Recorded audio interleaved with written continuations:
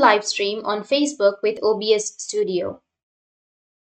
So if you want to live stream on Facebook with OBS Studio, then what you need to do is first you just need simply go with your search, and on the search you need to search for facebook.com/live/producer and hit the enter. Make sure to log into your account. Now once you've logged in here, you will have go live option, right? So you just need simply click on go live and you will have the video source, right?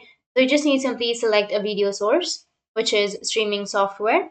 So go with streaming software and here you will have your stream key, right? So you just need simply copy your stream key, and then first you need to go with the top left and then you need to turn off or disable the camera, and you can also disable the microphone if you want to.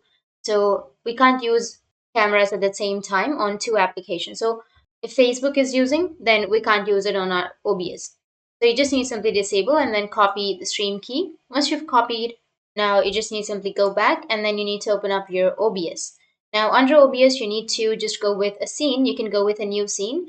And then here under your sources, you just need simply go with the plus option, which is right here, add a source. And under add a source, you need to go with video capture device. You just need simply click on video capture device and add that source. And you can also go with the media source also. So add the media source and video capture device. And after that, you can go with start streaming, which is here on the right side.